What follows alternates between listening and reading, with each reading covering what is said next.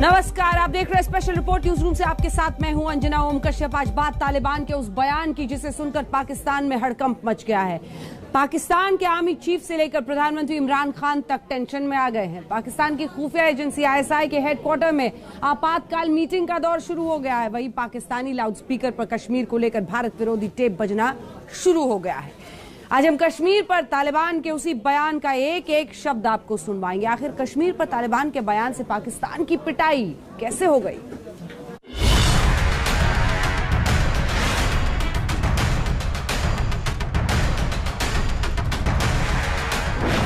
क्या बोला तालिबान? सुन लो इमरान खान।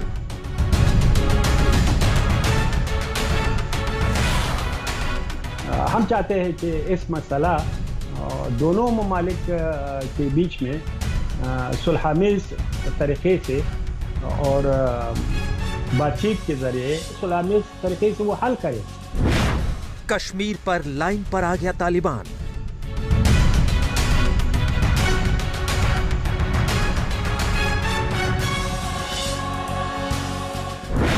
बाजवा गया हिल, इमरान का दर्द दिल। हिंदुस्तान को ये समझ लेना चाहिए कि कश्मीर के मकबूजा कश्मीर के अंदर मौजूद लाखों नौजवानों की पुरअमन जदोजहद पाकिस्तान या आज़ाद कश्मीर से दरअंदाजी की मुताज नहीं। पाकिस्तान का अरमान झूठ की दुकान। तालिबान हमें कहते हैं हम आपके साथ हैं और इंशाल्लाह वो आके हमारे साथ कश्मीर फतह करके देंगे। मैं आपसे पूछ रहा हूँ, तालिबान आपको कश्मीर जीत करके देंगे, ये किसने आपको बताया? जोर का झटका कश्मीर पर पाक को पटका।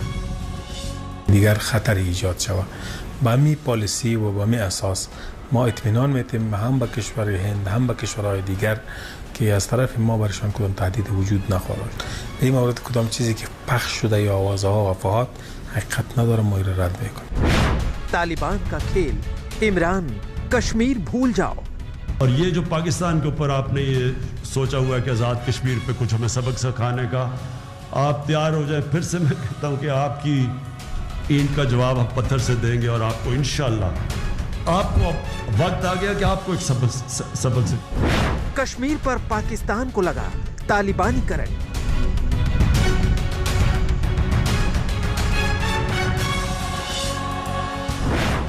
तालिबानी खबर है बड़ी, पाक में टेंशन की घड़ी।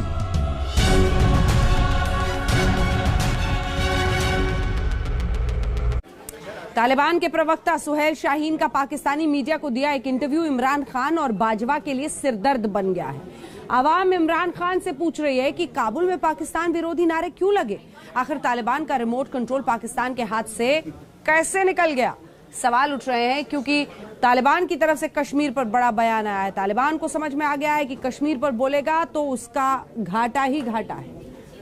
कश्मीर एक इशू है, पाकिस्तान और इंडिया के दरमियान बातचीत के जरिए सुलहामेज़ तरीके से वो हल करे। कश्मीर पर पाकिस्तान की बोलती बंद है।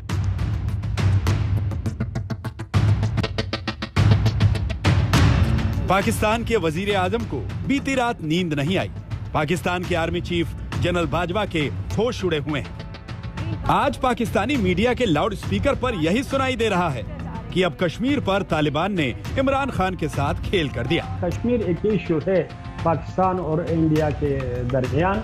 सबसे पहले आप सुनिए पाकिस्तानी न्यूज चैनल पर तालिबान के प्रवक्ता सुहेल शाहीन का कश्मीर पर दिया गया वो बयान, जिसे सुनकर पाकिस्तानी हुक्मरानों को आज सांप सूंघ गया।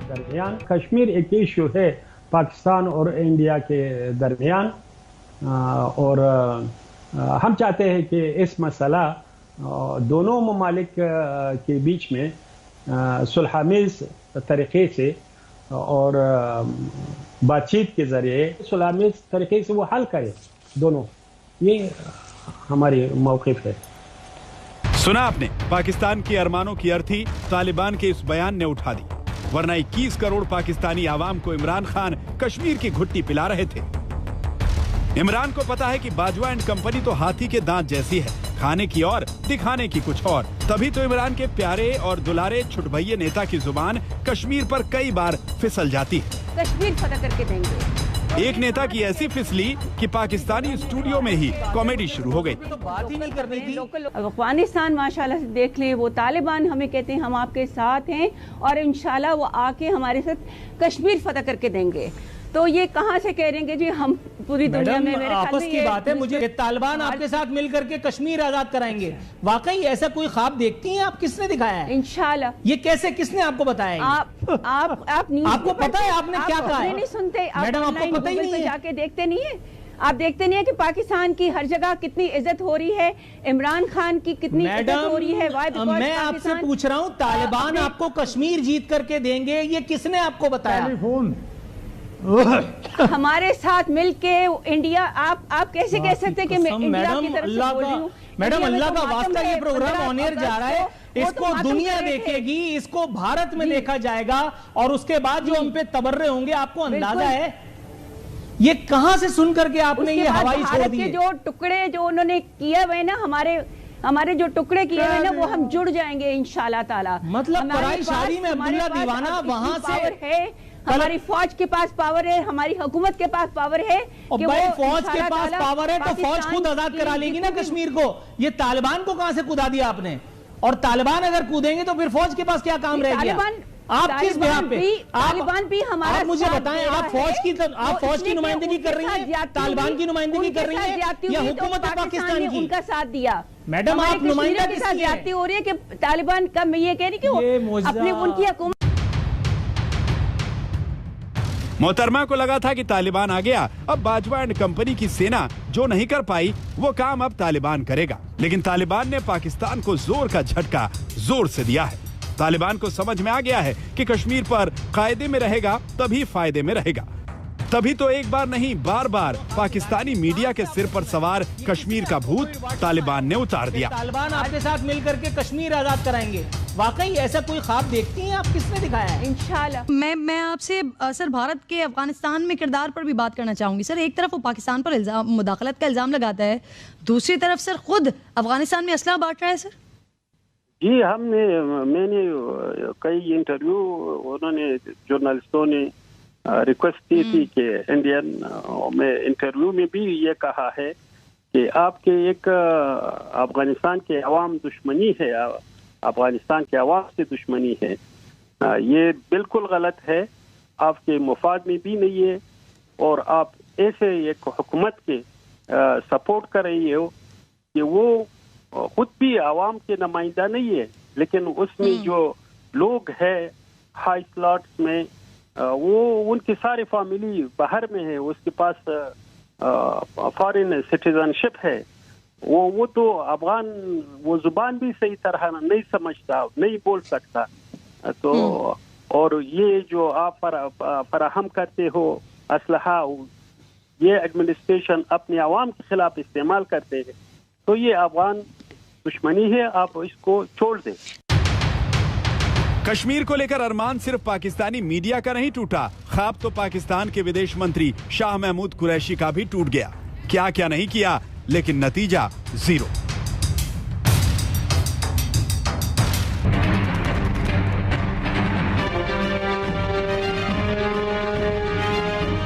कल 2 फ्लाइट्स आई हैं और इंशाल्लाह पाकिस्तान प्लान कर रहा है मजीद फ्लाइट्स भेजने के लिए, अफगानिस्तान की सिचुएशन से इंगेज रहे ताकि वो जो अमन का और इस्तेहकाम का अमल जो है वो जारी रहे।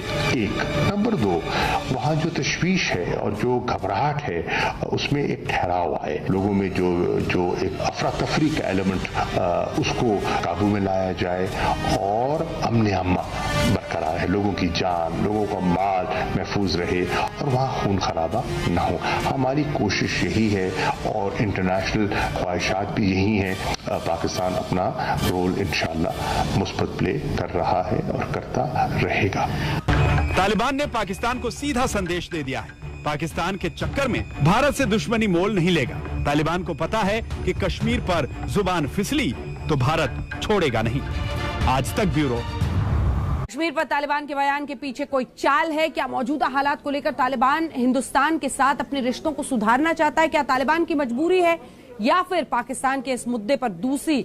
आज हम इसका विश्लेषण करेंगे। यानी क्या भारत को तालिबान के बयान पर भरोसा करना चाहिए?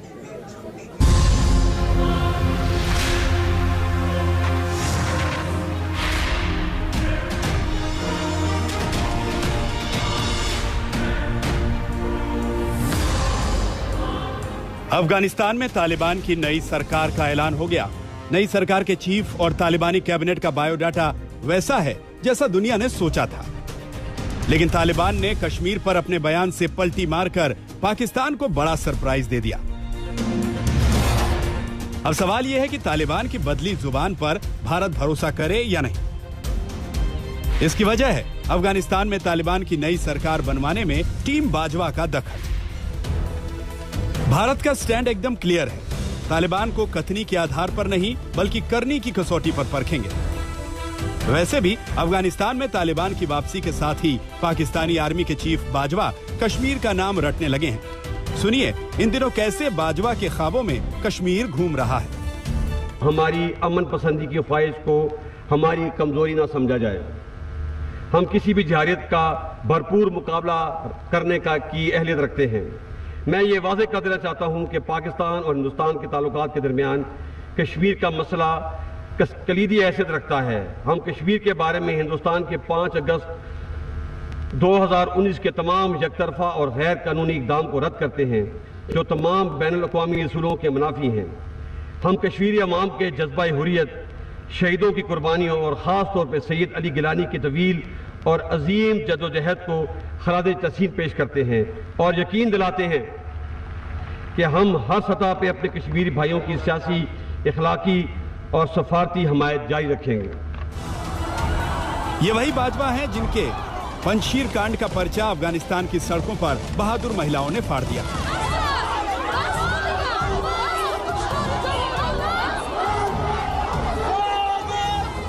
अफगानिस्तान में गूंजे इन नारों को सुनकर पाकिस्तान को शर्म से पानी पानी हो जाना चाहिए था। इन तस्वीरों ने पाकिस्तान की पोल खोल दी, इमरान की शराफत के ढोल फाड़ दिए। और तो और इंटरनेशनल बेइज्जती हुई सो अलग, लेकिन क्या मजाल है कि पाकिस्तान अपनी बेहयाई से तौबा करे। मशवरा दिया है कि तालिबान ने कश्मीर से तौबा करने में भलाई समझी, लेकिन पाकिस्तान की ब्रेकिंग न्यूज का लाउड स्पीकर अभी भी अपना पुराना राग अलाप रहा है। 6 से 9 लाख फौज वहाँ रखी हुई है और हिंदुस्तान अभी तक टस से मस नहीं हो रहा, लेकिन इंशाल्लाह हमें पूरा यकीन है कि जिस तरह अफगानिस्तान से रूस निकला, जिस तरह अफगानिस्तान में अभी एक और आपने ताज़ा वाक़या देखा है, कश्मीरी जो है आज नहीं तो कल आज़ाद होंगे और वो पाकिस्तान के साथ उनका लाक होगा और होना चाहिए और होके रहेगा। तालिबान ने आलमी बरादरी के साथ चलने पाकिस्तान की आदत ऐसी है कि सुधरने का नाम नहीं लेती। जुबानी जमा खर्ची का इससे बड़ा नमूना दुनिया में कोई दूसरा नहीं। सिर्फ ऐसा नहीं है कि पाकिस्तान में बाजवा जुबान से बंदूक और तोप चलाते, पाकिस्तानी मीडिया के स्टूडियो में हर रोज जंग होती है, हर दिन डींगे मारने की प्रतियोगिता चलती है। मैं आपसे पूछ रहा हूँ, तालिबान बयान वीरों को पदकों से सम्मानित किया जाता है। और ये जो पाकिस्तान के ऊपर आपने ये सोचा हुआ है कि आज़ाद कश्मीर पे कुछ हमें सबक सिखाने का, आप तैयार हो जाए। फिर से मैं कहता हूँ कि आपकी ईंट का जवाब हम पत्थर से देंगे और आपको इंशाल्लाह आपको वक्त आ गया कि आपको एक सबक सिखाएंगे। रसूल मकबूल पेश की गई और अब बाकायदा तौर पर इस इजलास की कार्रवाई जिसका खास मैं समझता हूं कि ये नरेंद्र मोदी ने एक स्ट्रेटेजिक ब्लंडर कर दिया है। ये उसने अपना आखिरी कार्ड खेल दिया है और मैं ये समझता हूं कि ये अब बहुत भारी पड़ेगा। कश्मीर पर पाकिस्तान की नहीं बल्कि अलकायदा की नजर भी है। कुछ दिन पहले तालिबान ने भी कश्मीर में मुसलमानों के हक की आवाज उठाने की बात कही थी, लेकिन भारत पलटवार करता उससे पहले तालिबान ने कश्मीर के मुद्दे पर सरेंडर कर दिया। जानकार मानते हैं कि भारत को सावधान रहने की जरूरत है। वैसे भी भारत की तैयारी पूरी है। अगर कश्मीर पर तालिबान की चुप्पी के पीछे पाकिस्तानी चाल है तो भी खतरे से निपटने के लिए हिंदुस्तान तैयार है। आज तक ब्यूरो। तालिबान को लेकर अभी पूरी दुनिया कंफ्यूजन में है। अफगानिस्तान के अंदर से जो तस्वीरें आ रही हैं वो ऐसी है कि तालिबान पर यकीन करना मुश्किल है। लेकिन कश्मीर के बड़े नेता फारूक अब्दुल्ला के तालिबान गुणगान से सियासी माहौल गर्म हो गया है।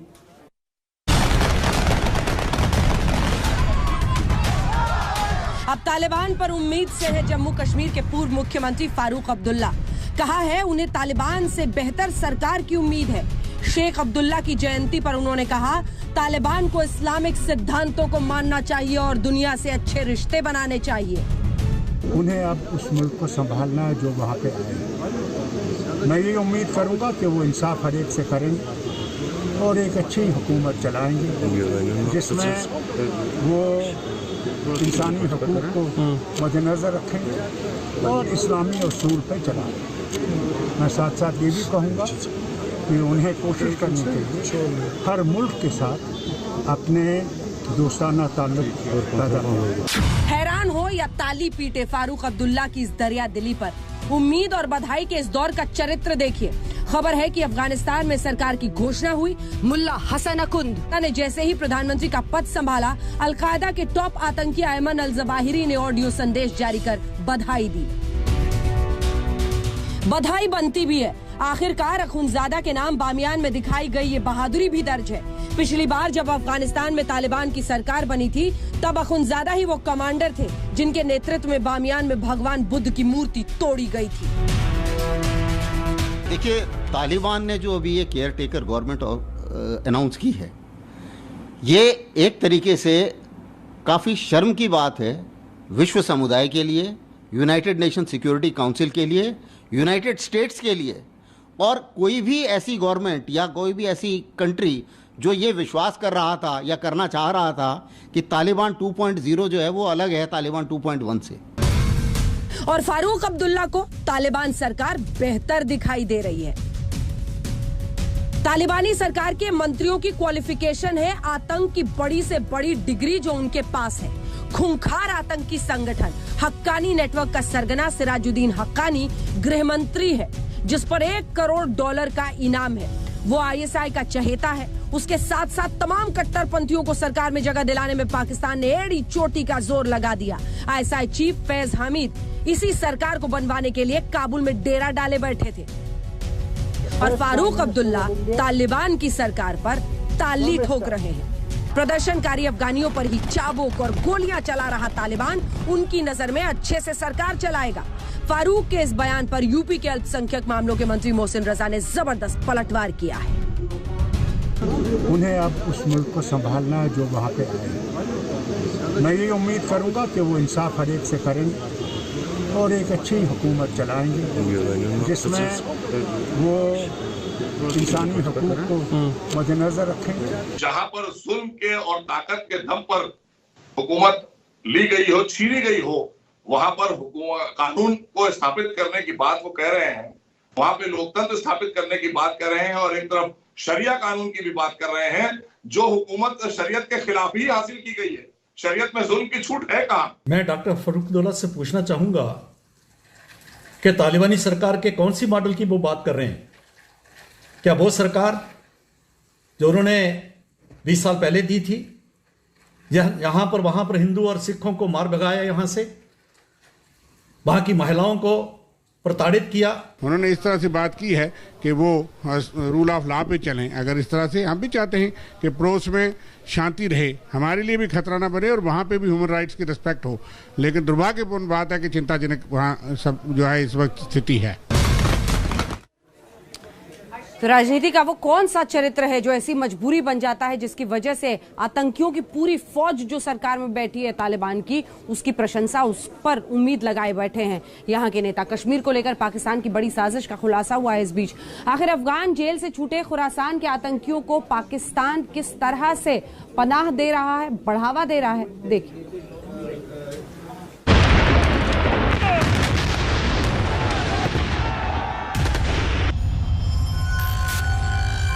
पाकिस्तान की नई साजिश का बड़ा खुलासा हुआ है।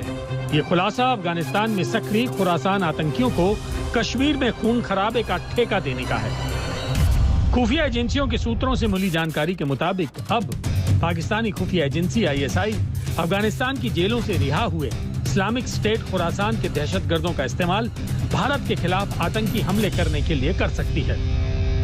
जम्मू कश्मीर में आतंक पर मुंह की खाने के बाद पाकिस्तान की खुफिया एजेंसी ISI अब जम्मू कश्मीर के खिलाफ नई साजिश रचने में जुटा हुआ है। भारत तक को खुफिया सूत्रों ने जानकारी दी है कि ISI ने IS खुरासान मॉड्यूल को बढ़ाने के लिए कई कदम बढ़ाए हैं।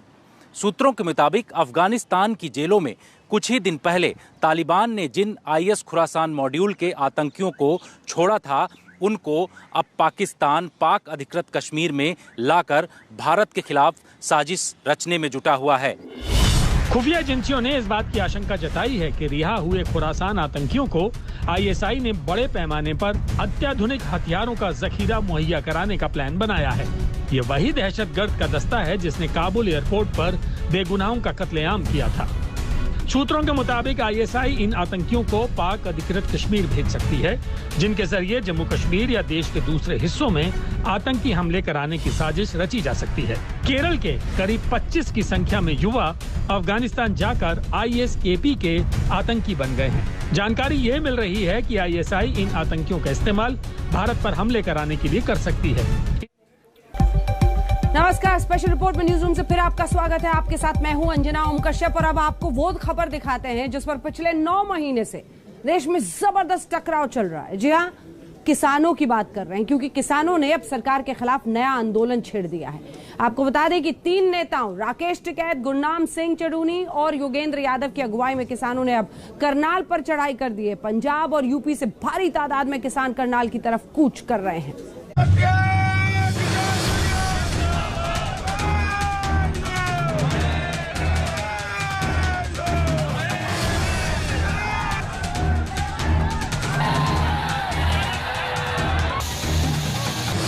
क्या करनाल किसानों का दूसरा सिंघू बॉर्डर बन गया? अब करनाल के मिनी सचिवालय के बाहर क्यों डटे किसान?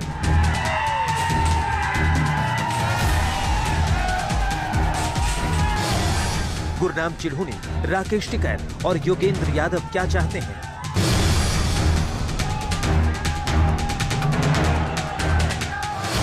करनाल में किसान क्यों पक्के मोर्चे की तैयारी कर रहे हैं? 28 अगस्त को किसानों के साथ करनाल में क्या हुआ था?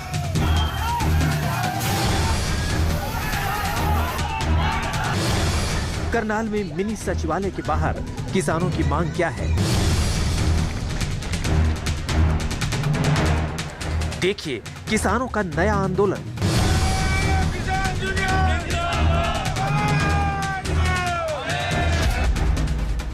चलिए अब किसानों के इस नए आंदोलन की जड़ तक जरा पहुंचते हैं। आपको बताते हैं कि आखिर इसकी वजह क्या है। अब की बार लड़ाई किसान और प्रशासन के बीच छिड़ी है। कल से किसान करनाल में प्रशासन से भिड़ रहे हैं। ताजा अपडेट यह है कि प्रशासन और किसान नेताओं के बीच चल रही दूसरे दौर की बातचीत भी विफल होने से हालात तनावपूर्ण हो गए हैं।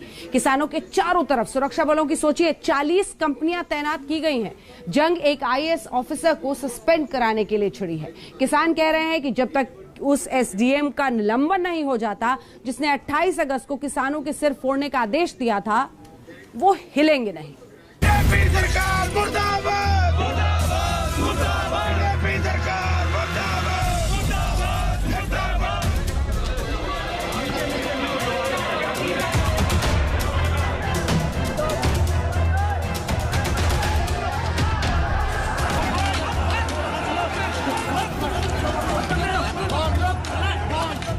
मुजफ्फरनगर की महापंचायत के बाद किसानों का एक सैलाब उठा और सीधे हरियाणा के करनाल पहुंच गया और अब किसान करनाल में मिनी सचिवालय के बाहर खूंटा गाड़ कर बैठ गए हैं। यहाँ पे बैठे हैं, अभी घेराव शुरू हमने कल से कर दिया है और जब तक सरकार मानेगी नहीं तब तक ये घेराव जारी रहेगा। और चैलेंज दे रहे हैं बीजेपी को, हरियाणा सरकार को, केंद्र सरकार को और प्रशासन को। जब तक उनकी मांगे नहीं मानी जाती हैं, वो यहाँ से हिलेंगे भी नहीं। करनाल में किसानों की लड़ाई कृषि कानूनों को लेकर नहीं, बल्कि किसानों पर हुई उस लाठी चार्ज को लेकर है जिसमें 28 अगस्त को एक किसान की मौत हो गई। किसानों का कहना है कि सरकार किसानों की सिरफुटाई पर इंसाफ देने के बजाय मामले को उलझाने की कोशिश कर रही है। सरकार जो है वो अपनी जगह गलत है, और गलत होने के बावजूद भी अपने लोगों का पक्ष कर रही है, मान नहीं रही है, तो ये सरकार इस मामले को जान के जाना चाह रही है।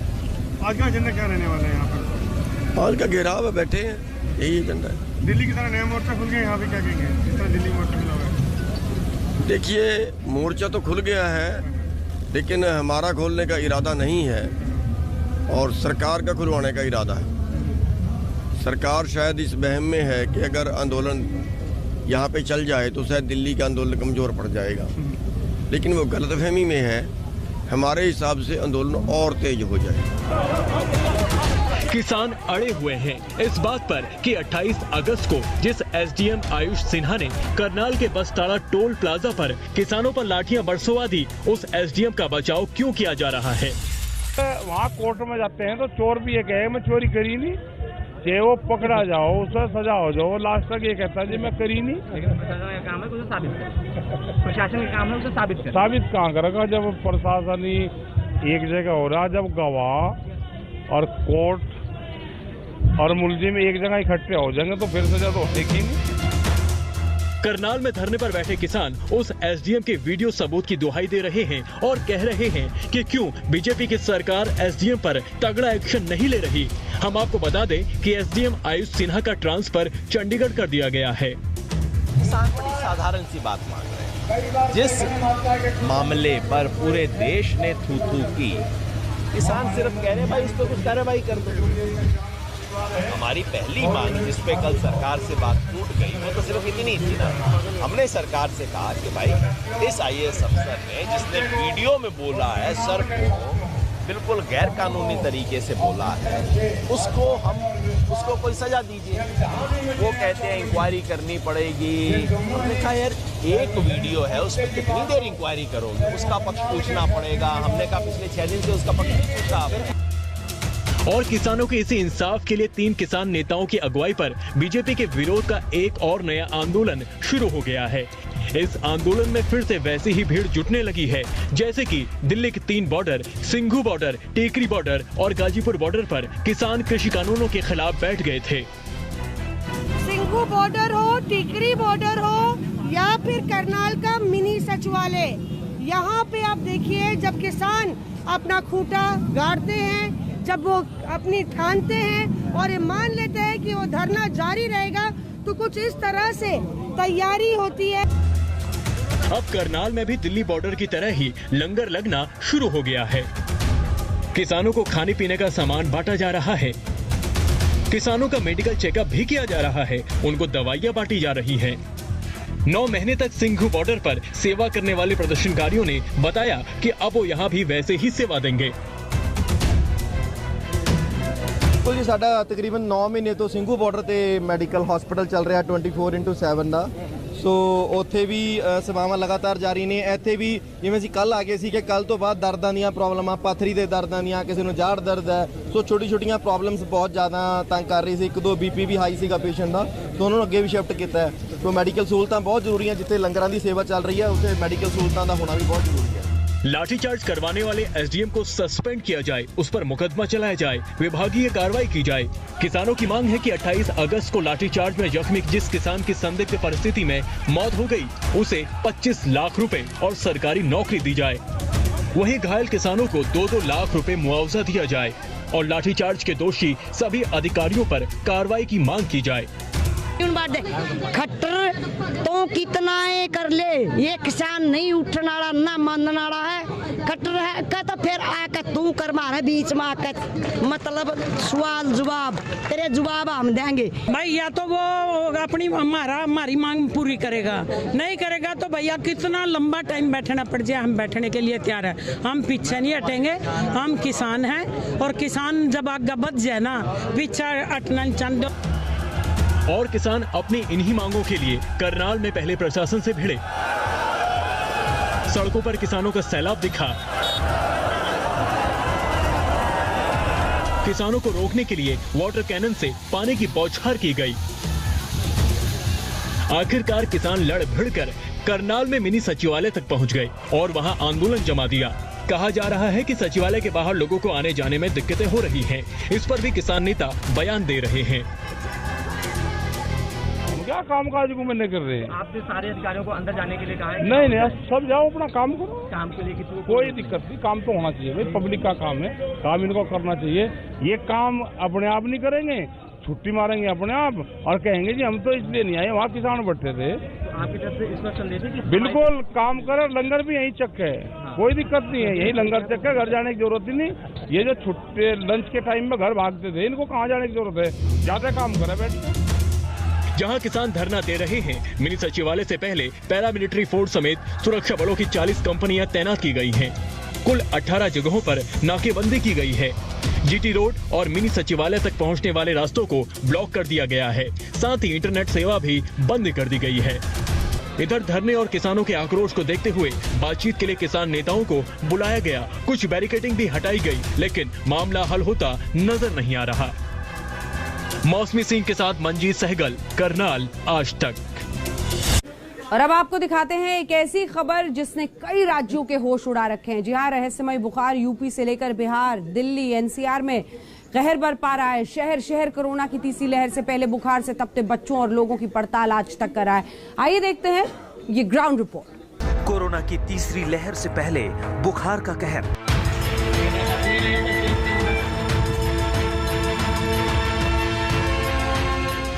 बच्चों पर प्रहार क्यों कर रहा है रहस्यमय बुखार?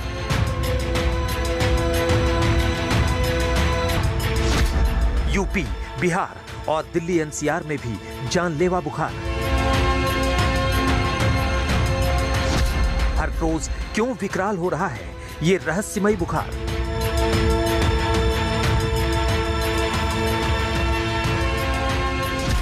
आज तक ने शुरू की बुखार के प्रकोप की बड़ी पड़ताल।